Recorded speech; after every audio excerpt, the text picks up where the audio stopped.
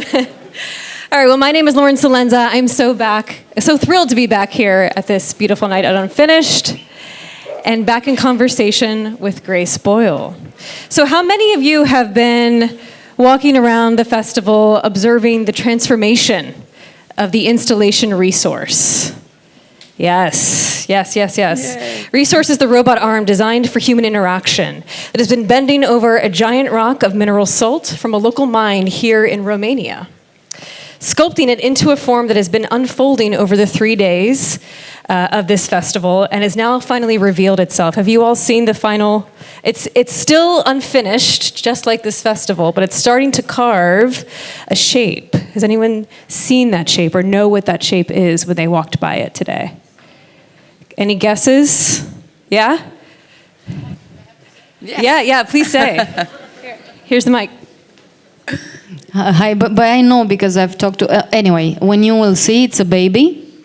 And it's... am I allowed to say? What? Yeah, go for it. Is Grace's nephew of 6 months old that she scanned to sculpt here. And of course the work is unfinished because of the weather. So hoping to hear from you on Instagram with the feelings about the final work, and thank you very much. And we have an interview, a cool interview with her on IQ Ads if you want to read. Thanks. Thank you. Amazing, yes. So the shape is a baby, and it is just the head of it. The beautiful shape of that head has just emerged. So if you haven't looked at it yet, there's a little bit of a peek that you can see after this talk. But Grace Boyle is the creator of the installation and multisensory artist and founder of the Feelies, a studio developing sensory narratives for environmental storytelling. So together we're going to engage in a little bit of a conversation and a participatory conversation with you all as well, because I'd love to hear your reactions and questions. But please welcome back Grace Boyle. Thank you. Okay, hi Grace. So lovely to speak with you. Thank you. I'd like to apologize to everyone for not being Ben Okri, who will be here soon. Yes, he will be here soon. But we appreciate you being here otherwise. Thank you for your flexibility. So can you tell us more about the inspiration for this piece? What was the idea that sparked it? So you'll have to excuse me because I am buzzing at the moment. Honestly, I'm so excited. We did have to call it off a little early because of the cyclone coming in, but it's actually under a tarp. So if at the end of this it's not raining, then we can uncover it a little and see. But the shape of it, so it's a human baby, and the installation the form has been revealing itself over the course of the festival. I've talked to a lot of you, and indeed the shape that the robot arm is gnawing and hewing out of the mineral rock from Slanik Prahova, a nearby mine, is the shape of a human baby, and I was just touching its head, and it's absolutely there. So the baby is about, I would say, 80% my nephew, because if you think it's difficult to get a robot to do something, you try and get a 6-month-old to do something, like keep still. So we had to scan him in different components and then place the scan together in a kind of Frankenstein moment. But the inspiration for it has, if anyone saw the talk they gave only a couple of days ago, explaining some of the projects we've been doing, and I've been working on these ideas of multisensoriality, sensory intelligence, embodied cognition, and thinking about intelligence across digital and physical realms. And you could call that digital and physical, and I think you could also call it biology and technology, because an innate part of our biology is that we have this physicality, and our digital worlds do not essentially have a physicality. Or rather, we kind of tend to engage with them in this virtual way that doesn't have a physicality, right? It doesn't involve our bodies, and we think of things like the cloud. It kind of floats, and it's translucent and magical. A lot of the reality is actually, of course, digital does have a physical imprint. It does have a physical footprint, and that is in things like internet infrastructure, deep sea cables, data centers, TPUs, CPUs, GPUs, and these things that we kind of don't really see. And I find it very fascinating that if you drill down into those, a lot of them are based on the same earth minerals that actually our biology is also based on. And so this installation came out of really thinking about biological life and technological life, if we can call it technological life, biology and technology, and how for hundreds of years, I think, and repeatedly, humanity is fascinated in what are the similarities and what are the differences. So like the story of Frankenstein, for example, the story of the golem. Can we take inanimate matter and fuse it with some kind of life source. This is why the project is also called Resource, to make it animate. And we've been telling stories about this for generations, and we've been attempting to do this. And now here we all are today in this room at a time when we have artificial intelligence. And I think these are stories that we've been asking questions we've been asking since some of our oldest folk stories, and now here they are again, and they're all the more pertinent. So I wanted to make a work that looked at those two types of life and asked, what are the similarities and what are the differences? I'm monologuing a bit because I'm very excited. But ultimately, I can talk a little more about it now that we've revealed it's this human baby that the robot is sculpting. One of the key remaining differences between a biological intelligence and a technological intelligence is that biological life, humans, animals, we are able to take material from our environment and we are then able to transform it into something else. So, for example, that could be regeneration. I could be growing new skin, new hair, new nails. But of course, it can also be reproduction. And so the baby symbolizes that kind of kernel of the ability of biological life that technological life does not yet have. And that's why it's the baby. And also once I thought that up, I was like, I know a baby. And then I ruined everybody's holiday trying to scan my nephew, making everyone stand around him with iPhones and take pictures at the same time to do some kind of rudimentary photogrammetry cage that didn't work. And anyway, it was a nightmare, but it all came together in the end. It was wonderful. Let's dig more into the process of it, because there was lots to think about at each step of the way. You had to think about how you were going to source the materials. You had to adapt to changes like the weather and it's happening. On cue. So tell us more about that process and sort of what you've learned in doing this. Yeah, thank you. Well, a lot of the idea actually came out from researching the mineral streams of Romania, which I came across slightly by accident, actually before Capucine and Christian got in touch. So when they did, I was like, wow, this is meant to be. Because I kind of came across this idea and I was fascinated by it. And I spent something like a week just obsessively researching the mineral streams of Romania and connected issues. And for me, so people will travel across the world to go to the onsen of Japan, right? The mineral streams of Japan are world famous. So Japan has 11 different types of water, whereas this one area near Slanik Prahova in Romania has 24 different types of water. It's this incredible ecological richness that I was not aware of. That we can hear right now. Yeah, here it comes. Well, this will be, so types of water is super interesting. So this will be some of the kind of purest, but we have this, we've talked about us mechanizing biology and seeking out ideas of objective truth to make science. And one of those has been this kind of sanitizing of our idea of what water is. So sure, technically water is H2O, but in reality, water is very rarely simply H2O. It is imbued with the history of the place that it came from, of its ecology. And so it will contain different minerals, different mineral profiles, different amounts of oil, different amounts of H2O, these ratios. And so it has personality, it has history, it has, you could say, some kind of embodied memory or even an embodied intelligence. And we often don't think about ecology like that in our anthropocentric mindsets. So I became very fascinated by this, and of course the history of mineral streams and mineral bathing is deeply implicated in this kind of human ecology relationship, right? We bathe, and when we bathe, humans, animals, we absorb the minerals through our skin, and those minerals end up in our cells where they become kind of the spark plugs for our metabolic reactions and the source, the spark of life. But of course, once you talk about minerals, once you talk about sparks, you talk about electricity, these are all things that technological life has, that we've made, but it's not alive or intelligent in the way we are. And so it's a super interesting platform to look at those.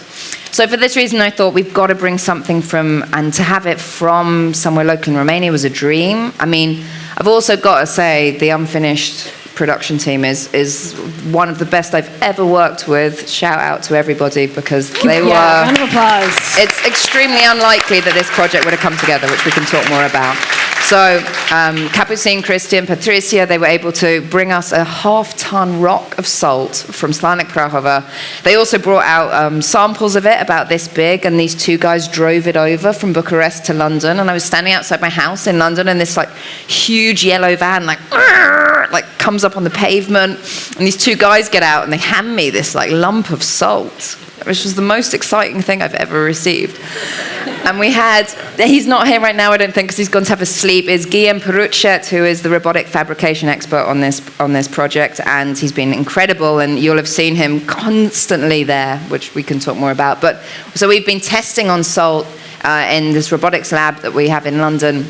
And as far as we know, this is the first example of robotic milling of salt. So it's also, from a materials fabrication perspective, is very exciting. There's other elements about this that are really quite wild as well. Well, I want to get more into the symbolism of the baby and why you chose a baby. So there's lots of different symbolisms in this, right? There's Many. The fact that the head is the first thing to emerge, which matches a vaginal birth, right? There's the fact that the baby signalizes renewal, rebirth, and the fact that robotics as a technology is kind of this new baby that's emerging in the way that we're using it. But the ecology wants to parent the technology and sort of show itself and say, hey, this is how the natural world works, and wants to nurture it while the technology, the robot arm's sort of taking over in some ways. There's this really interesting relationship or dynamic between the two. And I'm curious if that was maybe a thought that you had in choosing the baby as the final result. Yeah, I mean, there's so many avenues, as you say, that you can take it in different directions. Certainly this kind of idea of birth, reproduction, I mean, both from kind of like a technological perspective, increasingly our reproductive processes are technologized, IVF, egg freezing, this is increasingly something that people are doing. And applying technology to this kind of most innate of biological processes is an interesting clash, and people have a lot of feelings around that, whether they have personal experience of it or they know people who are doing it. But also from a minerals perspective, because, I kind of I started digging deeper because I have this history of working as an environmental researcher, a lot of like mining culture, looking at politics, the politics of mining, different governments' approaches and attitudes to extractive industries versus ecology.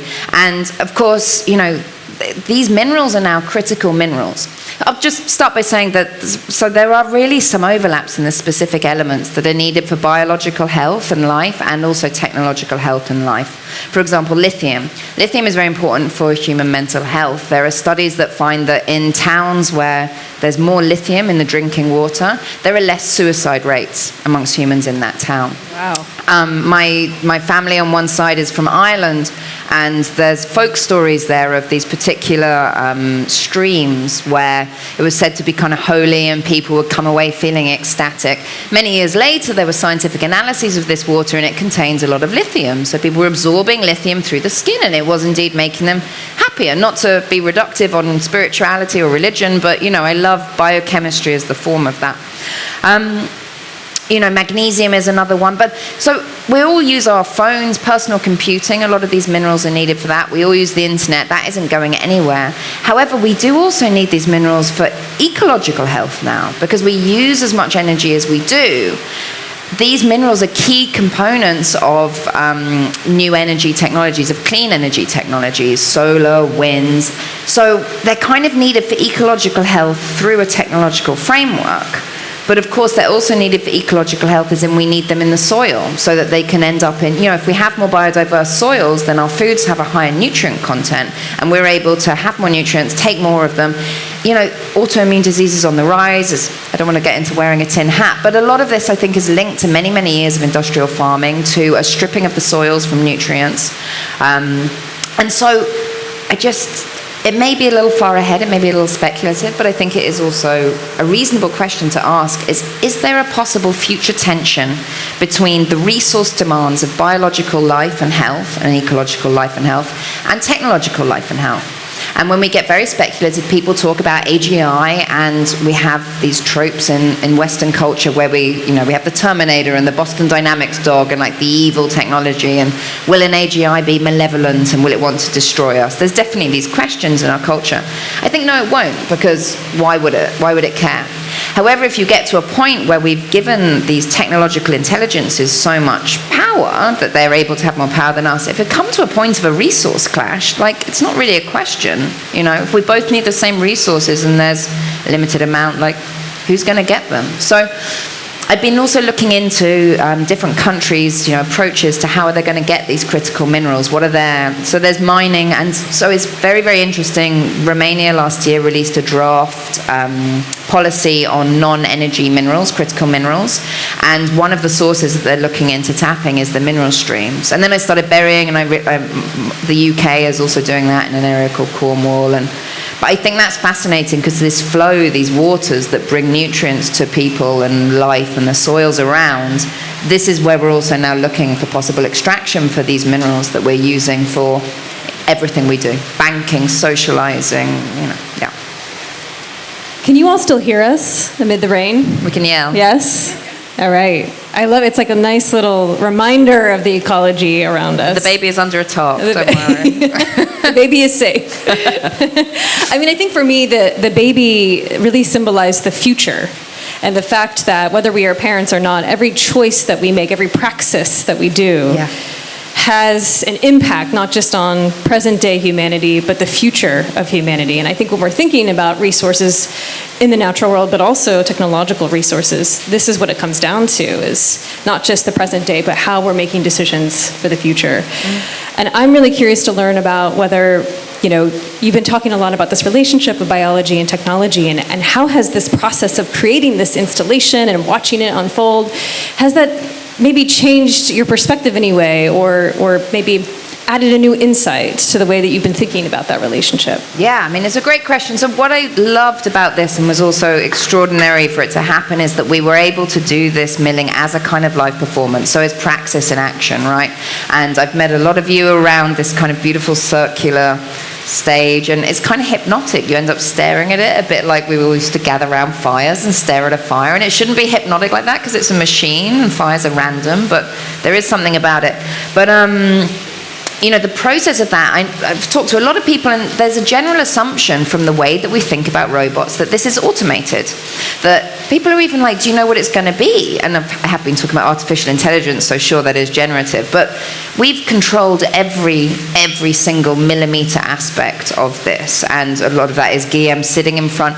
Guillaume has been there as a kind of the robotic fabrication expert. He's been there almost as a sculptor, but rather than his tool being a chisel, sometimes it is a chisel because we remove it by hand to speed the thing up because we want to get to a recognizable geometry. He's using the robot as his tool instead, but he's a new praxis of sculpting. Indeed, yes. And so like all of this, there are tools, but if you ever tried making anything with a robot, it's an absolute pain in the arse. Like, they are very intractable. They're amazing, but they're dumb in that. And this is partly why I find it so interesting. This is why in the pandemic I paused my sensory practice and I went and I studied robotics at an architectural institute, because for me, if we talked about that mind-body duality a couple of days ago. If we understand ourselves as a mind in a body, a software in a hardware, then when we make an embodied technological intelligence, like a robot could be an AI in a body, how are we going to program that to be told what to do or to exist? And so, the robot is a dumb body. It's not sensory in any way. It has no ability to read its environment. Sure, we can strap sensors on it, and that's a different conversation that we can go down.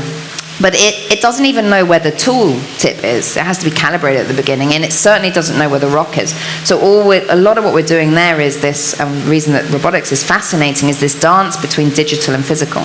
And this translation of information from the physical, we'll scan it, we'll bring it into the digital, then that gets kind of put together, then you code. But so the robot, the computation is very sophisticated. But you might say, like, this is my starting geometry. Here's a scan of the salt rock from the salt mine. And here's my final geometry, which is my scan of this baby model that we have. And I want you to turn this one into this one. And you think then that the computation could be, sure, well, we'll just go around and do that.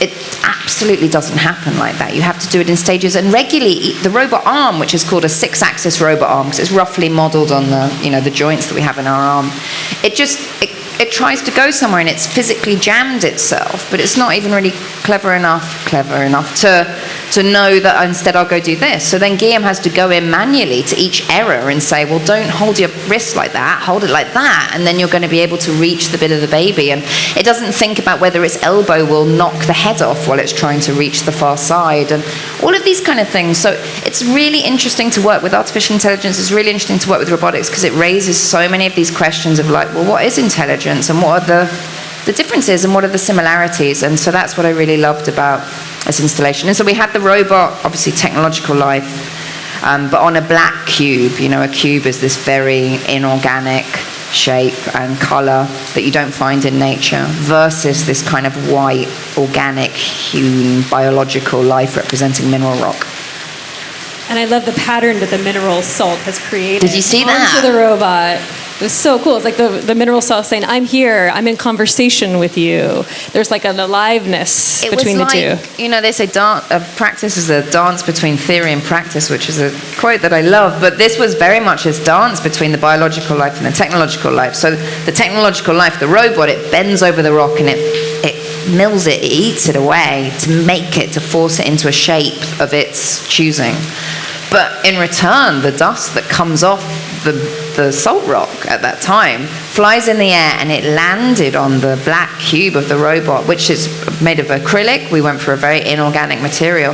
And I don't know if anyone saw, but it landed on it in this like incredible kind of marble pattern. And I've spoken to people and we're like, it must be something to do with the electrostatic forces, but I don't understand why they would be shaped like that, and I don't know how that came about. But it reminds me of the end of Mary Shelley's Frankenstein, the novel Frankenstein, in which Frankenstein, which is the monster in the book, Frankenstein is the doctor, and the monster, his creation, are neither of them kill each other, but they're trapped together chasing over this tundra, which is this desolate landscape, this metaphorically endless desolate landscape, trapped in this kind of codependency of resenting each other but needing each other and drawn together. And for me, there's a lot of that in our biological relationship with our technology. So I love that. Yeah. I love that metaphor. And then the crack showed up on the head and it was like, oh, there it is. Yes. No, that was the other thing. These kind of like incredible, I mean, I'm probably too excited about it, but these like serendipitous things began to happen. So what we have, one of the many parameters we need to control for, is that we have this rock and it's completely natural substance, and we don't know what we're going to find in it. Like, is there going to be a small stone in it? And if the bit hits it, can that stone fly out and hit me? It didn't happen. But, and as we started to cut it away, so we placed the baby in the rock based on the natural curve of the rock and also how much time we have to cut it away, and are we going to be able to see it within some of the festival. And as we go that way, there's this natural crack in the salt which has appeared in the geometry of the baby exactly here. And if you go back, if it stops raining a bit, you might see it. And it's kind of in the exact position that if you had a kind of, the Frankenstein film, like you cut the skull open to try and look inside and see, like, is it alive? Is it real? It's appearing in that exact place. And I don't know, I found that beautifully fortuitous. That and a couple of other things to do with the behavior of the tech. Well, I'd love to ask you one more question before we open it up to the audience. So in your presentation on Friday, and I'm going to quote you here, so if it's okay with you. So you've said that these digital realities that we're creating are tools of extended cognition. But the problem with digital computing in the way that we've made it today is that we've made it predominantly communicated with our eyes, right? And sometimes our ears. And the way that we function as a mind and a body, rather than an embodied creature. We're all embodied, alive creatures. And the problem with this is that we're missing out on huge channels of communication that are very important for emotion, for memory, for learning, for value judgments, for critical thinking and feeling. We've really left the body behind in today's world, and it's so easy to become overstimulated or disassociate from some of the horrors that we're experiencing in life, right? So, in your work, you've employed all kinds of technologies like robotics and haptic feedback and virtual reality and olfactory narratives and AI.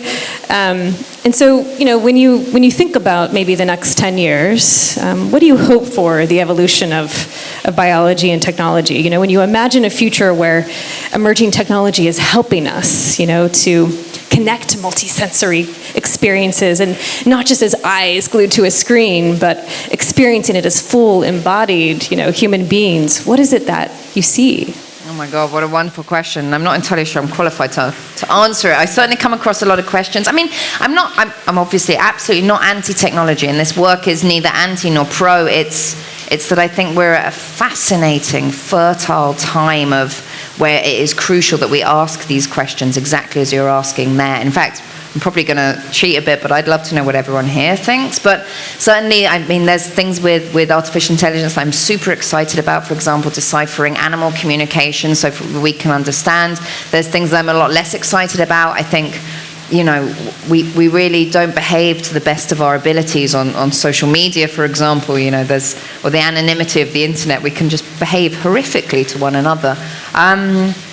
I certainly think it's very crucial. I'm excited for the possibility of the computation that's possible with AI, because it might allow us to move away from screens. And I think that our metaverse is not going anywhere. Not the metaverse in the kind of Facebook way, but like this digital layer that we have now over everything. But we're at the advent of Web 3, which is inherently spatial, right? Web 1 was information, Web 2 connected people, Web 3 connects places, so it's inherently spatial. And that is inherently going to be more to do with our bodies. But how we then make these tools always depends on our framework and our understanding of ourselves and the world. So I would love to see us... And I wonder if the pandemic put us in a good position to do that, because we all really keenly missed the connection that being with people physically brings. Digital is not a complete substitute for that, and I think that allowed everybody to realize that by catapulting us forward so quickly. So I think if we can be more honest about and more brave about our sensory and our embodied intelligences and realities, and then we make our digital tools as things that are for us to engage in. We don't force our biology into technology. We allow technology to be of and for our biological realities. That would be mine. But you know what? That's a great question to open. I mean, I don't know if anyone wants to offer their vision, but I would love to hear. Well, I love that. Being honest about our multisensory reality, being brave about what we're living through and breathing and feeling, right, and experiencing. Yes. Yeah, to feel can be really brave, actually, you know? Yeah, vulnerability. All right, well, I'd love to see, so if you have a question for Grace, now is the time to ask, or if you have a reaction or a feeling to what you witnessed in this installation, or maybe an answer to the question I just asked, we can open that up as well. So I see a hand up here at the top. Can we get a microphone? Probably over the rain, maybe, yeah. Or I can repeat it. Oh, we have a mic coming over here. Oh, cool. There's a question behind you later as well. Yeah.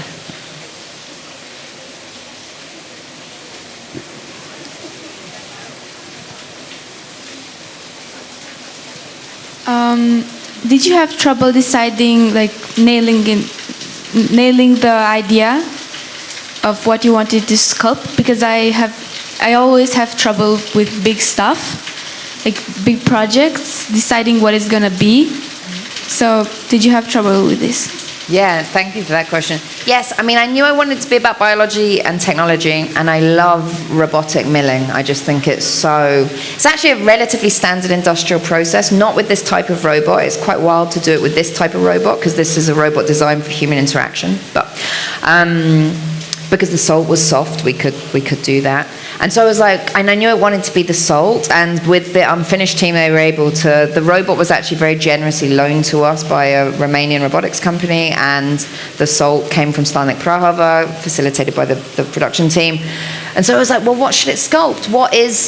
If this is technology, what is the biology form? And I went through kind of lots of options, and I was talking to a lot of people. And actually, the idea of a baby, it came from my aunt, who is not long for this world, actually. And she suggested it, and I suddenly thought that also perhaps, she's a very clever woman, but perhaps her perspective had given her this kind of sense of what's really important. And there was a purity to it. And the other thing that was wonderful is that we really did all of this within a very short time frame. So I had to decide, right? I love a deadline, because otherwise, you can think forever, and it's very easy to do. But I don't have any kids, and my sister's baby is the first one within our family. And it is interesting how compelling I find the shape of his head as a baby. And so that's why it was so important to not use, if it had been like get a 3D model of a baby, I wouldn't have done it, I would have done something else. But because it had to be his form, a baby's form, and his made a lot of sense because it was that difference between the computer modeled version reality and the actual reality, which is there in the sensorial information that you get when you when you see it like a 6-month-old and you cup your hand around their head like that. It's beautiful. And part of the reason I'm so excited is I was just doing that to the sculpture and it's exactly the same, and so that's really lovely.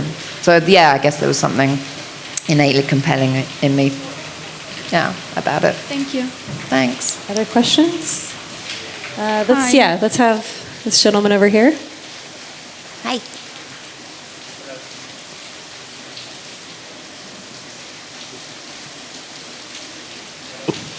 Hello? Hello? Can you hear me? Okay, it's fine. So I was thinking, you talked about the mind-body dualism, right? But that's actually quite an old perspective now in the... Ancient, yeah.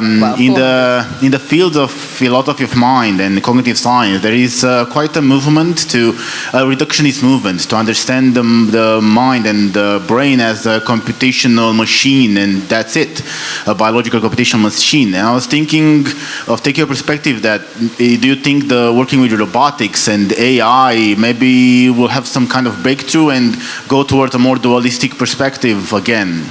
That's a really interesting question. Yeah, so, I mean, you ask most people, you go up to somebody on the street and you say, how many senses do you have? In fact, we didn't really talk about this so much, so let's do it here. How many senses do we have? 6? Oh, someone says 6. All right, well, that's one extra, but generally people say 5, right? The 5 senses. That is Aristotelian. That's 2,000 years old. You talk about old. I mean, the mind-body duality idea is like, they usually blame it on Descartes 400, 450 years, so that's like new and relative. But like, we're all sensory beings. We spend all day, every day going around with our senses, and yet we're all believing this story that we have 5, which we absolutely don't. I mean, like proprioception, your sense of balance, your sense of hunger, thirst, warmth, like there's so up to 30, it depends how you divide them, commonly thought of up to 33 senses. So that's, we have a lot of old ideas about ourselves, but I think what's really interesting is this dance between framework, understanding, and the tools that we make. So I often think of a piano, right? So sound is continuous, frequency is continuous, and somebody invented the piano, which has tone, tone, semitone, tone, tone, tone, semitone, and that allows me, or used to when I was more skilled, to sit down and to play something on the piano that otherwise I wouldn't have been able to play. So it enables that to come into existence. However, by making tone, tone, semitone, tone, tone, tone, semitone, all of the frequencies between those are cast into, non-existence when it comes to the piano. So tools re-inform us back of however it is that the tool is constructed. And so there is, this history of kind of art and how we consider work and indeed sensory anthropology, how people have considered the world. A lot of it really comes down to our sensory understanding, because this is our gateway of perception, right? And there's a kind of an understanding that mind-body duality theory didn't really have very much to support it. Theories of embodied cognition are actually much more reasonable. But just as it was kind of about to die out, digital computing was invented. And because this was our framework of understanding, digital computing was invented within that framework. So the mind-body duality is mirrored in a software, in a hardware reality. And I read a book by a really interesting professor called Simon Penny, who is a roboticist but also a sculptor, so he does this kind of physical digital dance. And it's his opinion. He used to teach at Carnegie Mellon, like quite a sophisticated university in the US. And he found that his students that were born with like using phones and the internet a lot more, they had reified that duality within themselves, because the tools that they're using all of the time, that they're using to connect with people, to express themselves, are this software within hardware. And, the futurists are still talking about uploading themselves. I mean, like, as if you don't need the body, as if you can put yourself in, like, I've done research on cryonics. Do I mean cryonics? The one where you die and then so there's 2 levels. You can either pay more and get your whole body frozen, or you can get the cheaper one and just freeze your brain and your spinal cord. And the last time I looked it up, there are these 2 centers. There's one in the US and one in Russia where these things are stored. And people pay up in front to be like, who's going to bring you back? Like, why would anyone want to bring back? I mean, maybe one for interest, but no one wants to bring back like hundreds of people from hundreds of years before, which is part of the beauty of what biology does, because you have a baby and it doesn't know anything. It needs all of your money, all of your time, all of your attention. Like, that's not appealing, except biology makes it appealing, and people want to do that, and then they love it more than anything, and they give everything to it. Which you're not going to do with a frozen brain from a freezer in, you know, the Midwest or whatever. I've gone off on a bit of a tangent. So that answers the question. You know what I mean? The digital computing is this framework, and that's the problem. And so we have robotics, but our main frameworks in digital being a visually predominant medium reinforms us back of, because vision is associated with the mind, because it's kind of in the head and a bit audition, and then the bodily senses we're kind of divorced from. And in computing, we don't facilitate these senses. So, yeah, we need to bring them in and like stack, because technology is moving fast. It certainly is.